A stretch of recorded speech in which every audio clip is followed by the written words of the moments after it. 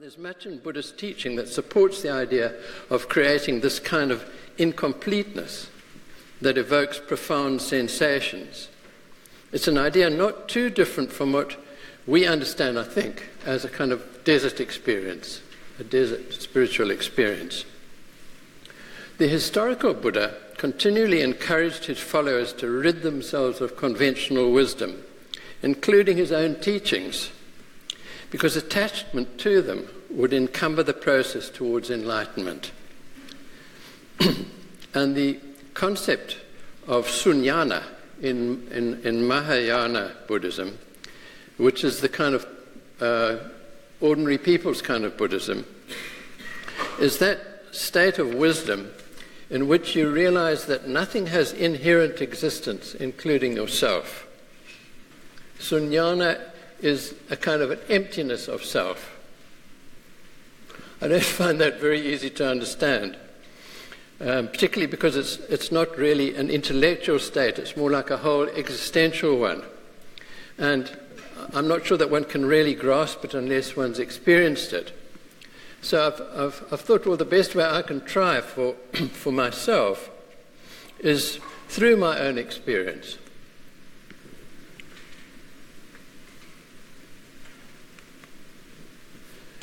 And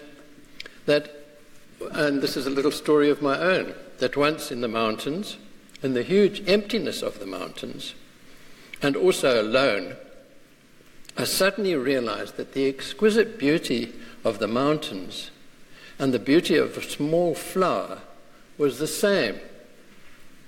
In a certain sense, neither the flower nor the mountain had any particular essence. They were both empty in that sense, and of the same order.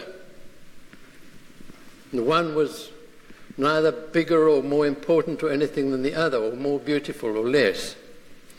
And in a kind of way, I felt also part of that emptiness.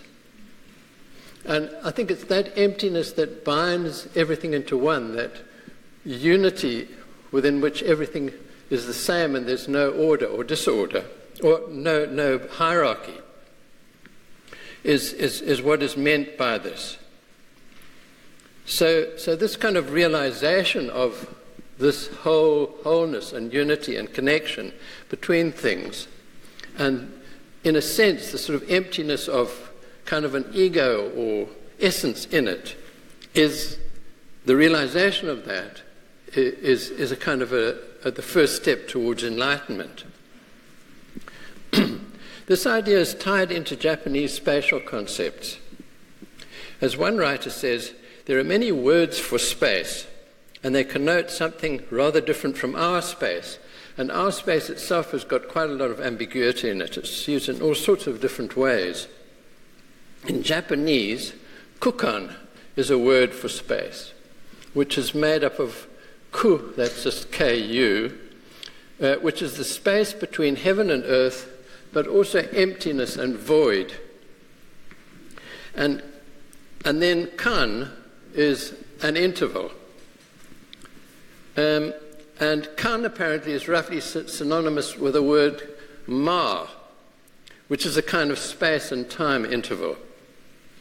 It's a lively emptiness which hasn't got any clutter, what Buddha called attachments, but it's full of possibilities.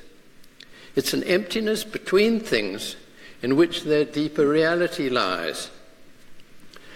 A cup is made of clay, but the essence of the cup is the space inside it. That's the sort of idea of it.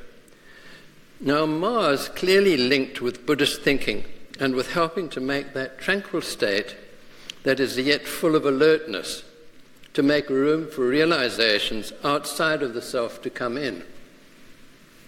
I'm going to use that word Ma probably much more freely than I ought to, but I hope that it helps to understand more closely what's going on when we look at the Zen temples. I think it's true to say that all the time you're in a Zen temple, you're in an in-between space. There is no center. Rather, there are a number of emphases, but no one has a greater value than others. and tiny parts of it has much value as large ones. And I think if you think of that, the one that comes to my mind is that doorstep out of the kitchen that I showed you yesterday, where this one little moment seems as big and as important, as wonderful as a whole building.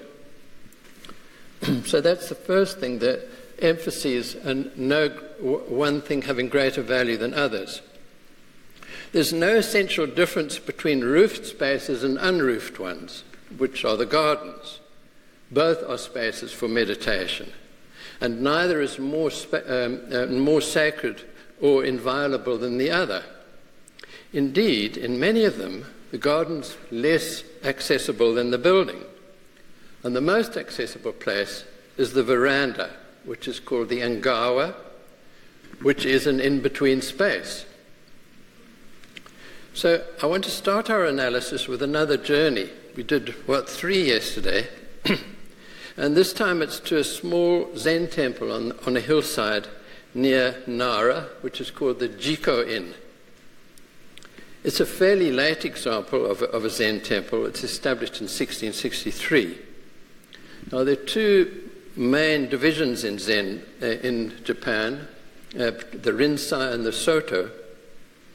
And this temple belongs to the first, the Rinzai, which focuses on what they call koan, which are riddles or conundrums that can trigger enlightenment as a stimulant in meditation.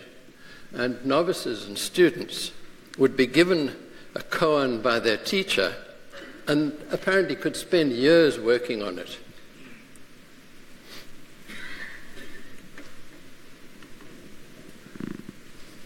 Right at the start of the journey, and that's the top left-hand picture, you have the first experience of Ma. You find yourself in a kind of void, being directed by hedges and a pathway. But there's no sign of your destination. It's hidden. You find it around the corner into a gateway. But even when you go through the gateway, and you can see what happens in number 3, you can't see where you're going. So the Ma is repeated. So right from the beginning, you're in incomplete, ambiguous space that asks your patience and nudges you a little into a different state of being. Of course, there's no point in being in a hurry. You have to have the alertness to each moment that allows you to become prepared to visit the shrine building. Now the Ma is repeated again. In the bottom right-hand corner, the path turns at a right angle, as you can see in the third one, and it goes up this little valley going uphill, again to an uncertain end. And the pathway is made in a very unfamiliar way, cut shoulder deep into the earth. As at Nikko, you're in the earth, but here you're experiencing it in a more elemental way, smelling its dustiness or wetness after the rain. You're also among the roots of the trees which are left exposed. It's a very unusual experience of trees to see them like that as a totality. You can sense their origin and growing and aging very powerfully.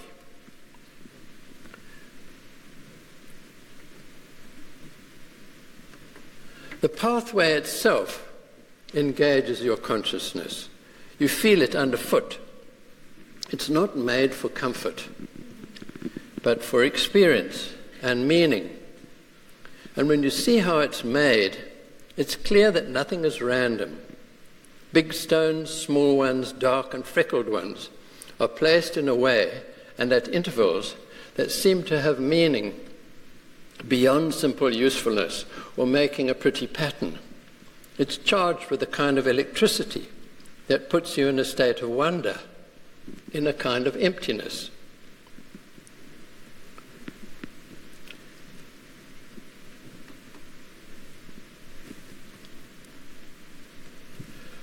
The path in the top two pictures are part of the same Jiko Inn journey. And the two lower ones are of the journey at Ise. Note the care and variation in the intervals between the stones, each creating a different little world or emotion, and together a particular one, a particular world or emotion. Around the corner is another gateway. But before you get there, you're aware that the moss among the roots of the trees now spreads out along the pathway, softening it. You're aware of that because the process is helping you to shift into a state in which you're doing something with no particular result in mind, but you are very alert. This is what Zen calls mushotoku. Now, through the gate, you can see there are ambiguities even here. The path splits in two and then two again. Which path are you to take? Here in the plan, you see the whole zigzag journey. And also that when you arrive, it's at a place, again, for a stop, not a building. And you've been through a whole series of spaces between, with powerful direction, but with no clear end. As in Buddhist teaching, there is no beginning or end.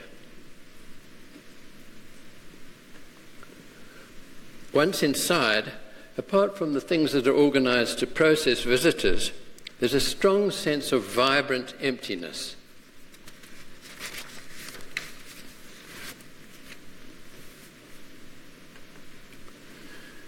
You can see again how the spaces are subdivided.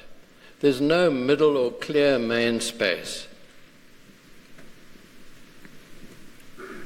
By the way, if you just look at this picture for a little bit longer, you'll note that Japanese continuous space isn't the fluid, flowing space of European modernism.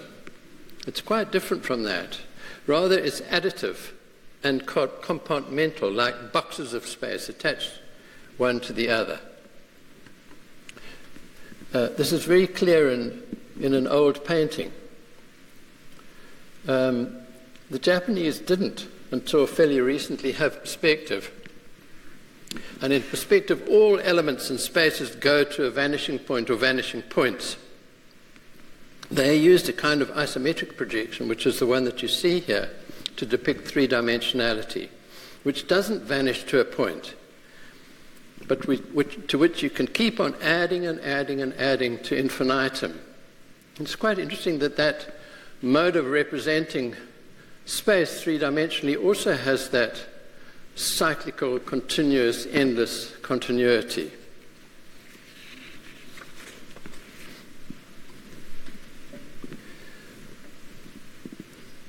Despite the fact that there's no center in the building, no real middle, different parts are associated with different things. So that first space that we were looking at before this one, I'll just go back to this space, which is the main meditation space, relates directly to the shrubbery which you can see out there, and it's also connected to the distant landscape.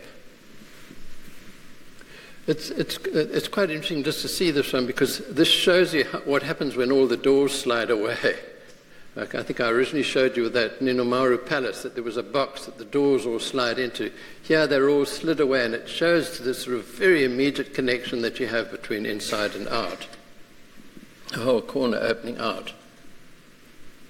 Of course, in this one, the middle ground that you can see there, which is rather cluttered with nasty development, would not originally have been like that.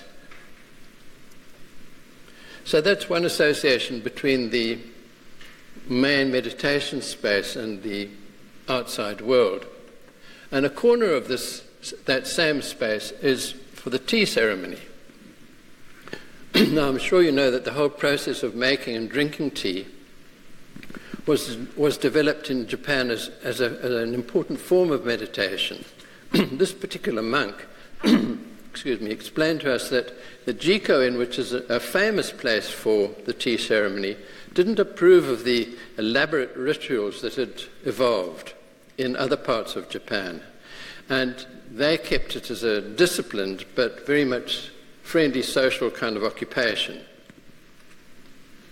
This piece of the space is associated, as tea houses almost always are, with a little garden, which with its modesty and its rustic fence and gate and the stepping stones, you'll recognize as carrying that sense of wabi-sabi.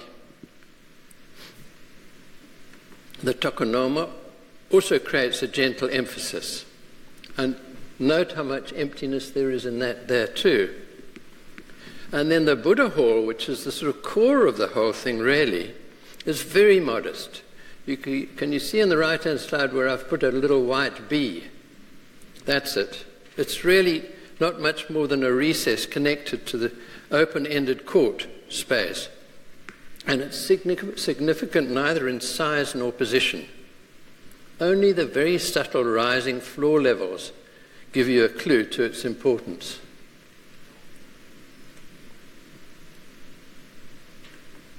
That's what it's like inside it.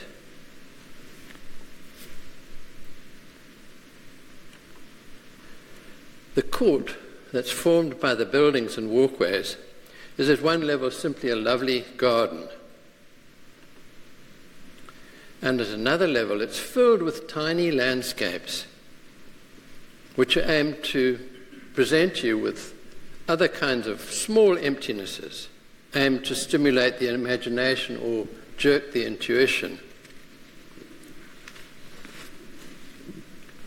This temple is right out of the city. It's up on a hill, quite far from the city. In Kyoto, there are two main Zen precincts, the Myoshinji and Daitokuji, and each has got numerous temples. The layouts, I think you can see from these pictures, are really very interesting. Nietzsche, the analyst that I told you about yesterday, sees them as part of what he calls sophisticated order. And the main public spaces, the Buddha hall and the main teaching space and bell tower and so on, are related quite formally to an axis. Now I should have a pointer to show you. If you look in the right-hand one, Myoshinji, it's most clear. There are three elements in a row, very much in a sort of symmetrical arrangement. And if you follow the line of that up through the middle, that's the sort of main axis of the whole thing. That's this kind of trunk of the tree. And then off that, you get other walkways that are kind of branches, and attached to that, the small temples themselves, which are sort of like leaves in the tree, and the one on the left-hand side is organized in a rather similar kind of a way. So it's very much connected in with the idea of the urban environment, the spatial environment being related closely to nature, something that can grow and change. So we're going to explore one of the temples of the Daitokuji precinct and examine more closely that kind of vibrant emptiness or incompleteness which hopefully can spark your deepest intuition.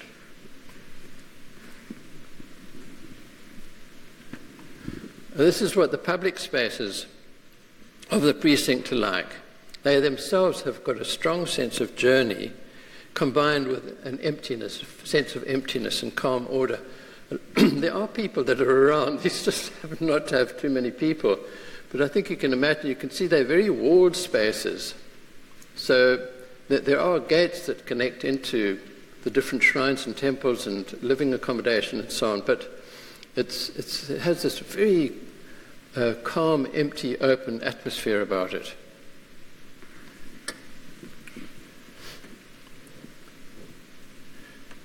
You enter the Zuio Inn in the left-hand picture off that main axis that you can see in the background of the picture.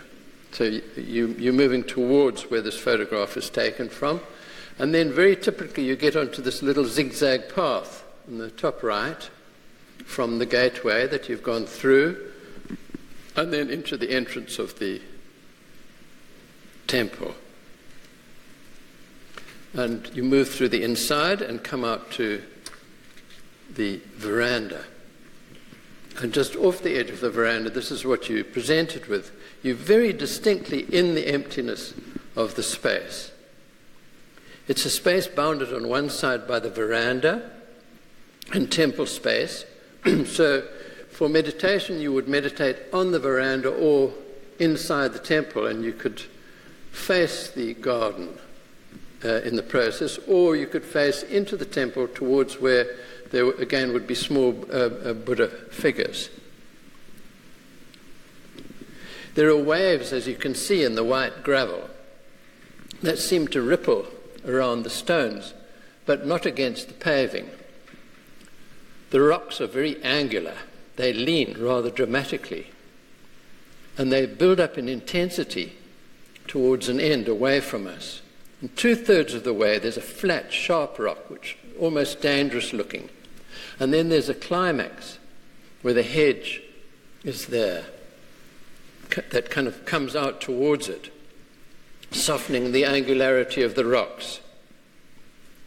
And it takes the space calmly around the corner to touch a small building on the right-hand side there, just at the height of its screen, very harmonious and calm.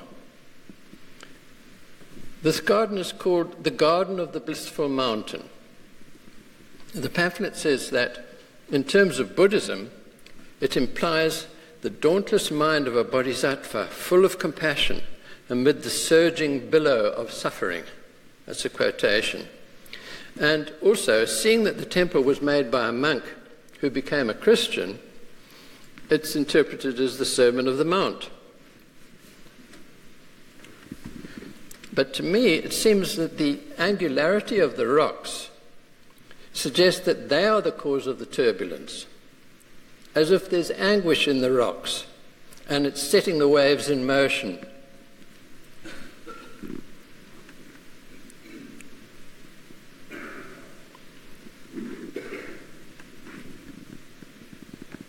But here at the end, in the right-hand picture, there's no more anguish. The stone isn't trembling. It's held in the firm, rich, variegated moss. And the soft hedge comes to touch it. Now, whatever your understanding might be, I'm sure you'll agree that the space between the rocks, the emptiness, and the association between the one and the other is what makes it so evocative. The incompletion makes space for you to complete it. I don't know if you'll agree with me, but there's a certain sadness evoked here in all these inanimate things, a sense of the timelessness of existence, of inevitability, of something repeated over and over again. This is that concept of mono no aware again, which describes the melancholy experience at the beauty of nature and its inexorability. You could spend hours reflecting on these spaces, which continue all around the building. It's kind of a bridge with stepping stones.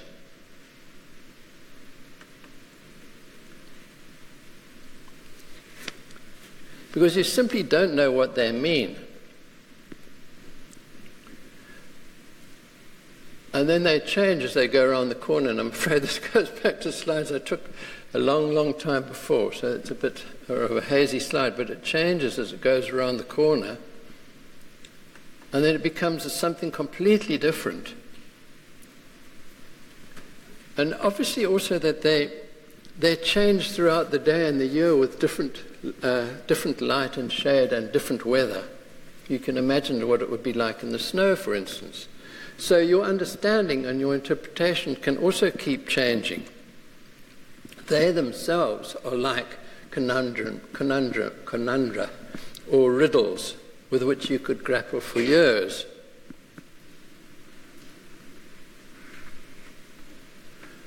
This is now a personal story that I'm going to tell you that's not really related to this discussion at all.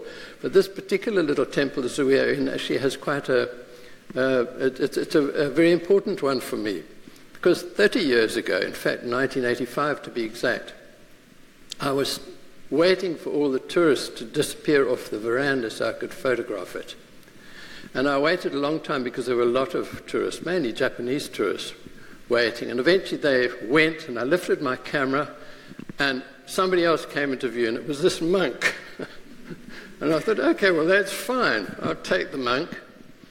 And he came over to me, and he said, did I know what the place was about? And we had a little bit of chat, and then he invited me to go inside to do some meditation. And he showed me how to do it. We went into the temple and he sat me down. He didn't really mind that I couldn't really sit on the floor properly, but he kind of straightened me out, and then he gave me about 10 minutes, I'd say, lessons in breathing and so on. And then we meditated for 10 minutes together. That was in 1985. And then last year I went there again, and there he was.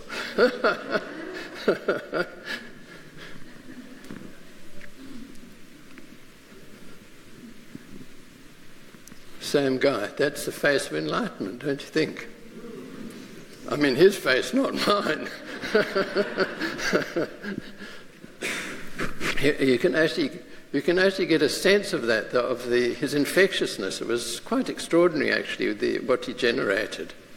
That came presumably from 30 years of meditation. He trains novices in meditation. He does a tea ceremony, and he does menial tasks, sweeps the veranda and things like that.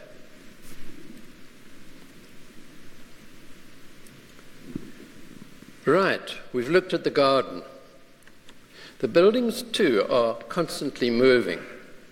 Now the doors are completely open to the veranda, now they're partly open, now they're closed with paper screens, and now with shutters. So the relationship between inside and out keeps changing.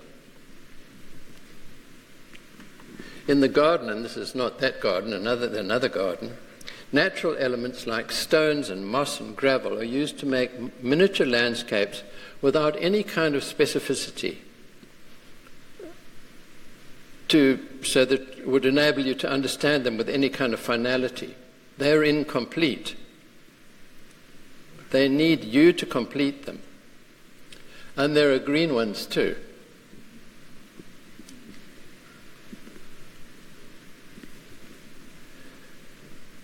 Now on the screens in the building, there are paintings.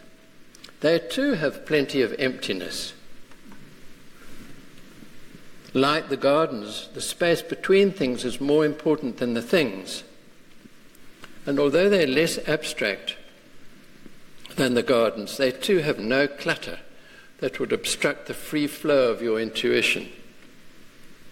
Now, because they can be opened to the garden, these screens, you're often in a situation where you see both at the same time, two landscapes, two versions of nature at completely different scales, and behind it the real nature, looked after, tended, but full size. It's quite difficult to photograph that, but the impression is a bit like this.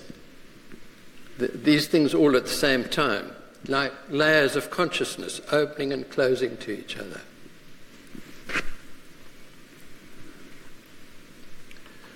The building itself contributes to the Ma through these varying relationships of charged landscape.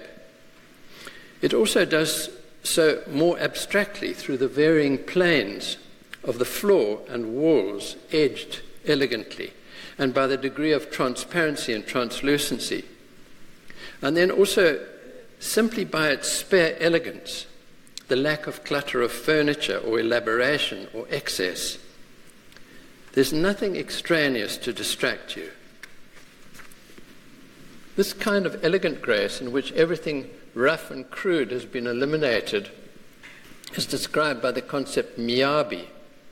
It's often associated with mono no aware, in that it's perceived in things that are in decline and may lose their fresh beauty, and the bittersweetness in that. Now, I'm not sure that you can see that in these buildings, but the way the columns are finished to bring out the grain of the timber, and you can't quite see it here, but I think I've got a better picture.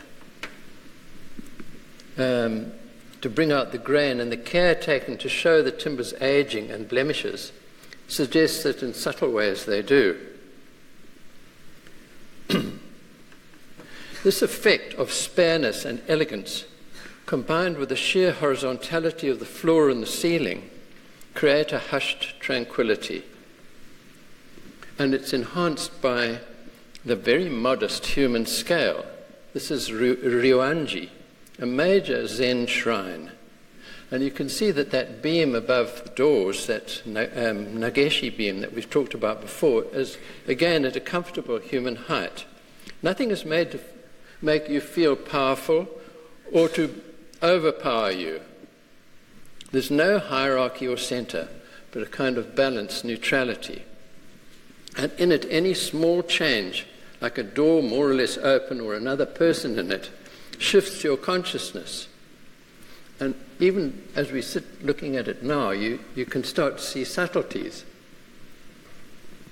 Note how the doors that are across the space are slightly higher than the longitudinal ones, which helps to give a slight emphasis towards the front space, the veranda space, and the main garden on the left-hand side.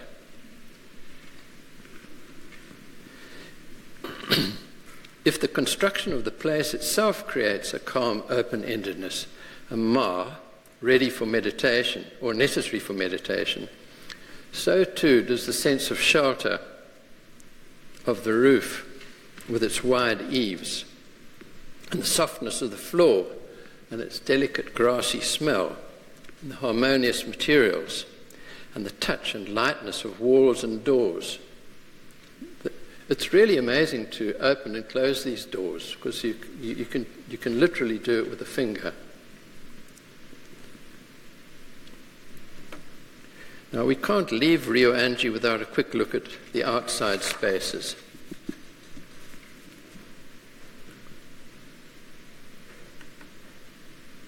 It's veranda and its garden.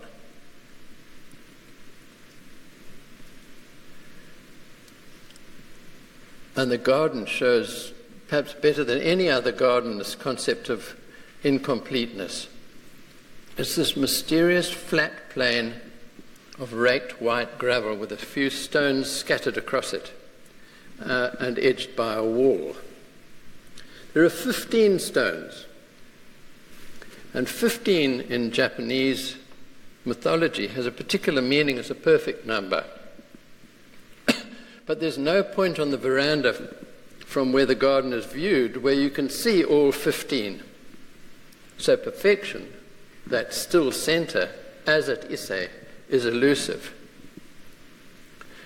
The raked gravel is commonly interpreted as the sea with islands, or as clouds with mountains. But it could also be the wash of consciousness with momentary realizations. The stones themselves are evocative, and some perhaps are also, perhaps all of them, are iconographic. This one certainly is. Can you see it? The turtle, representing humankind's capacity for depth. When you go around the corner of the veranda, there's a moss garden along the side. Now what?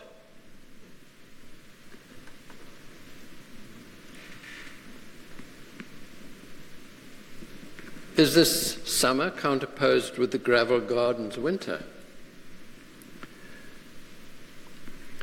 I think we've seen enough to recognize that much of Japanese space making is drenched with ma, with the emptiness or incompletion or imperfection that gives space for interpretation and stimulates non-habitual response. Can somebody turn that music off?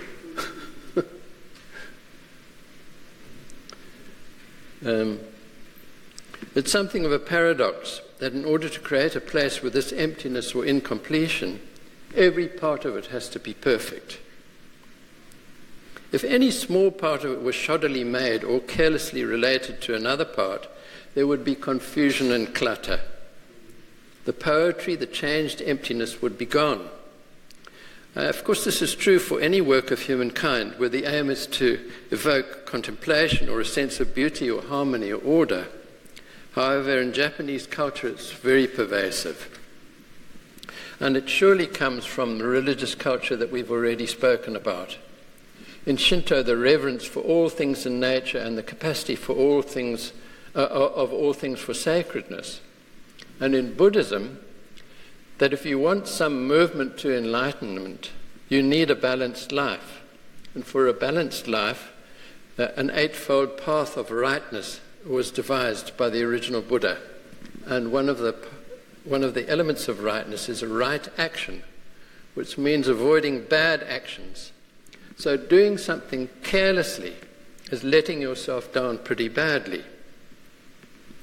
So in making an environment that evokes meaningful emptiness, indeed creating one which is deeply connected with a revered nature and that helps you on a journey to the sacred, all the parts are made to perfection.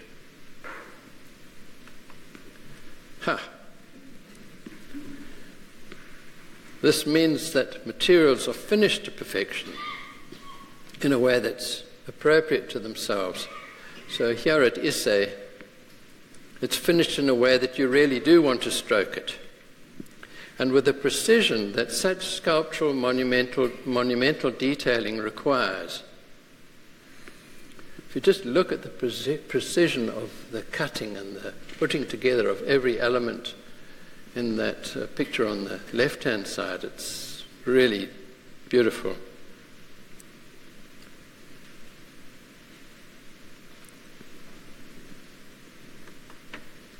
These are the floorboards on the veranda at Ryoanji.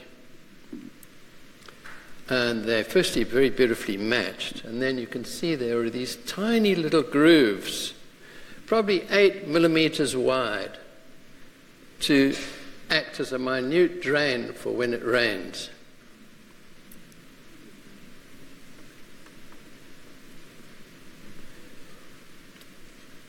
Materials all work to bring out their inner qualities, and you can see it in all sorts of different ways.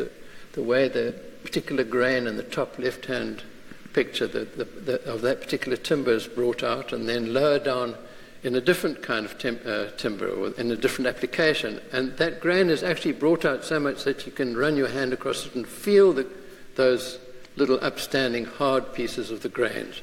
And then on the right is the wall for the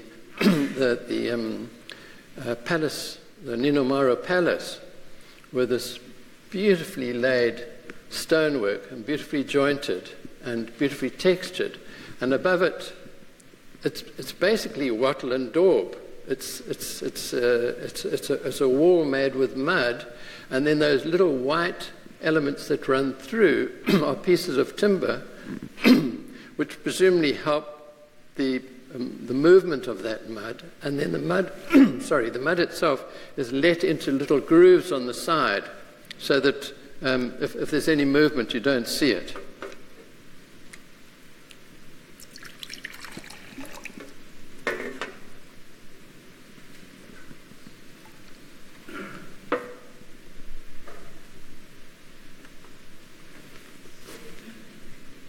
Junctions between elements are made to perfection and gently elaborated. This is a corner of another little a palace, and just look at the way the machines are handled, the materials are handled, and the precision of it, the grain in the timber, the texture in the plaster, the selection and spacing of the little stones. And then the moving parts, which I've already mentioned, with no rollers or mechanisms. They do it's just wood sliding on wood, but you can still move it with your finger, and they do it by chamfering the bottom piece so it comes to a very fine edge at the bottom, so that when you push it, there's very little friction that's created. Of course, it also needs very good quality timber.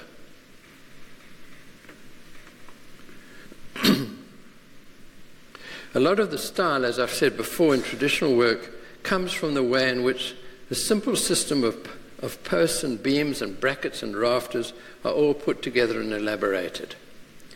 And now, somebody asked yesterday about redness, and I just checked quickly on the internet, and you can see it in the bottom there.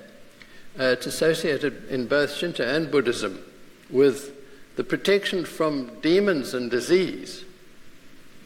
And it's a slightly ambiguous thing there because it's a protection from the disease and the demons, but it's also there to appease the demons of disease. So it's got a kind of dual function. And I've included a reference on the internet to that. It's actually a very interesting little article on redness in Japanese culture.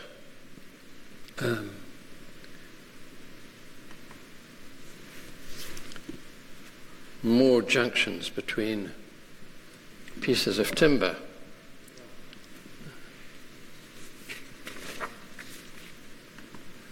Roofs and eaves and gable ends are all superbly made. Just look at these ones at Issei again.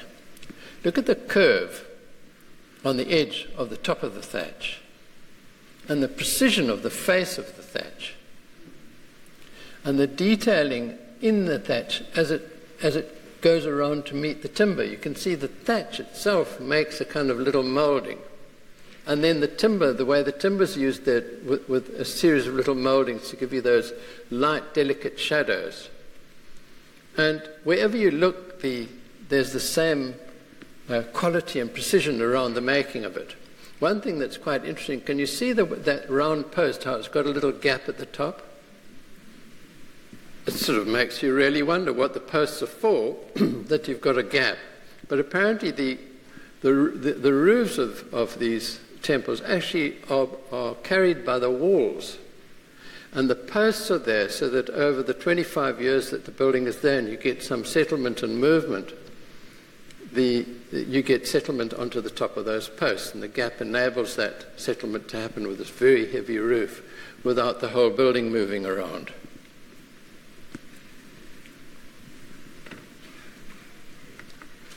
Sorry.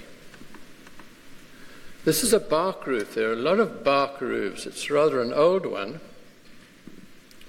And it's obviously hasn't been built every 20 years, but it still shows very clear signs of the precision and expertise in the making.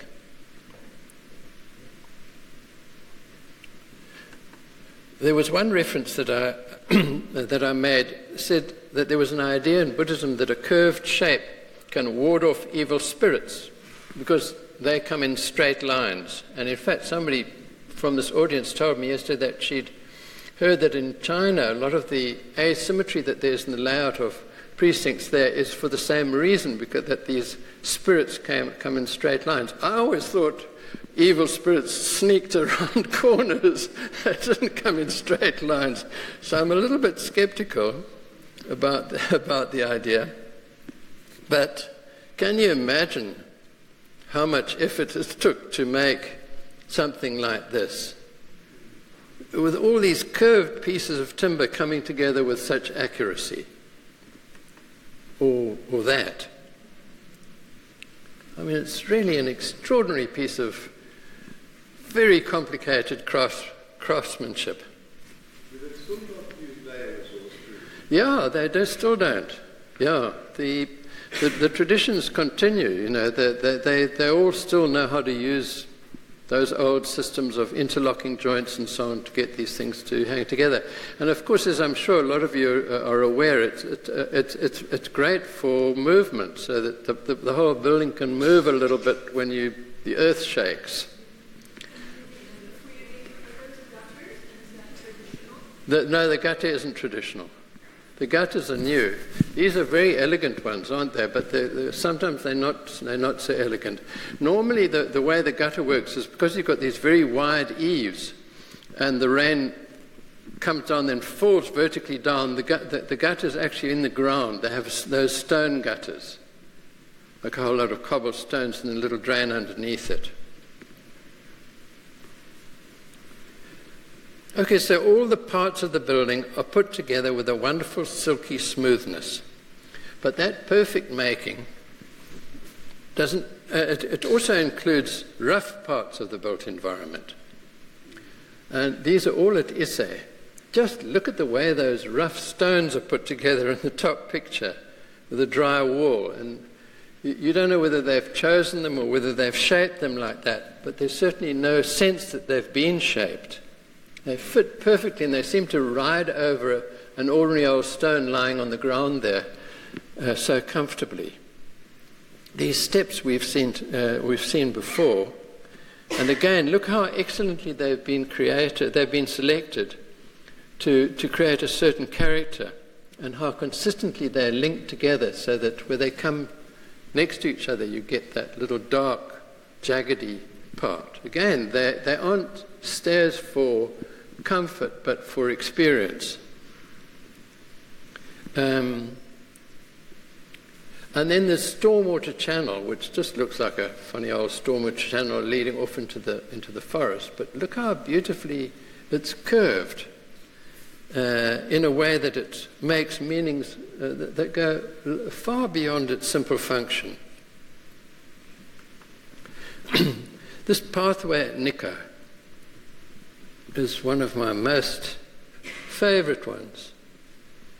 Just look at how the stones are selected and put together with such care and sensitivity that you seem to cross a universe with each step. It's a hard and potentially hurtful one in the process of your life journey, which to me must be the meaning that's in it. It was interesting that this one, and I remember it quite clearly again from 30 years ago, there was a man who was actually weeding it, and I don't know if you can see, they're tiny little flowers in there, and he was weeding them selectively, which gives you an idea of that sense of perfection that people still have.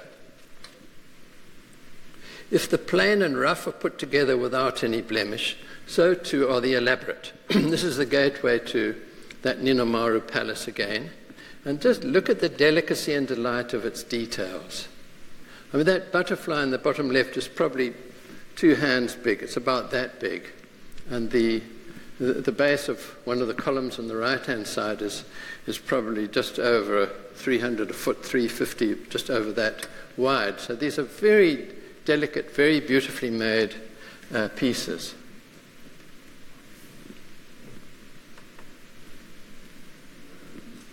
Sarah Calburn's photograph. After you've experienced this level of perfection for a while, you soon realize, in looking around these old places, that almost every little piece of it has the same level of care.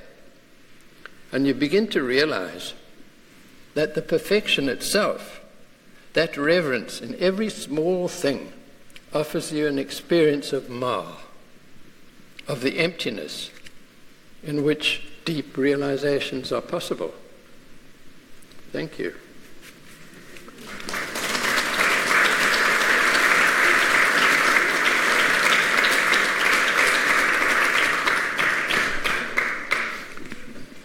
Would anybody like to ask any questions?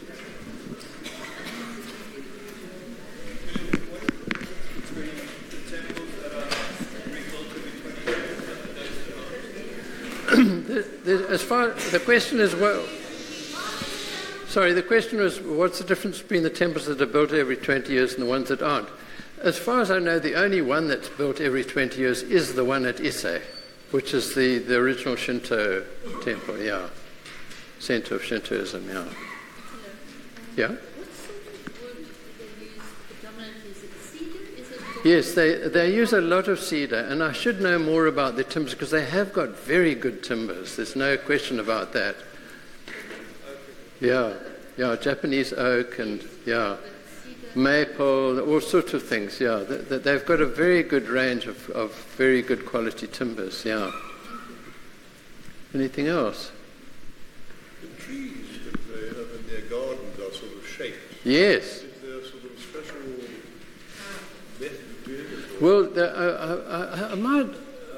It's funny. I thought I'd probably include it. I've got a lovely picture of a man giving a tree a haircut, and that is literally what it's like. He's got a very beautiful ladder with just 3 legs that comes up to a point, and this man would climb up there with a pair of clippers. I mean, it really was like cutting hair, and he would take out a few little pieces there and a few pieces there, and get off his ladder and go and stand back and look.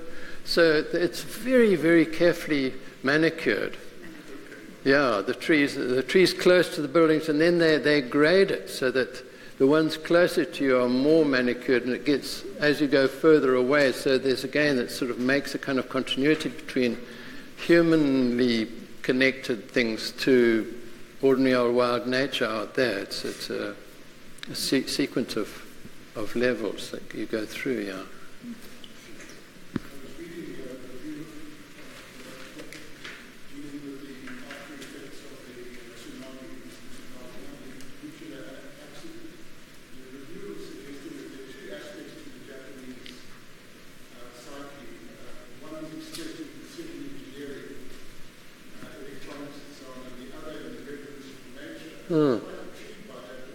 Yeah. The same thing, yeah. I think so. Yeah, I mean, if you look at the way that the picture that comes to mind is that post that comes down with the floorboards, and then this quite rough gutter that's made outside it with little ordinary round stones that have been selected from somewhere. But the way they put together was almost like machine-like precision. It's so carefully done. And in fact, when we get onto modern architecture, you'll see there one particular building. I think it's in the. I can't remember. I think it's in the second of the modern architecture lectures. One particular building, and you'll just see how exactly it's made. It's like a piece of furniture. It's perfect. So I do think that there is a continuity between those two things. Yeah. Okay, thank you very much.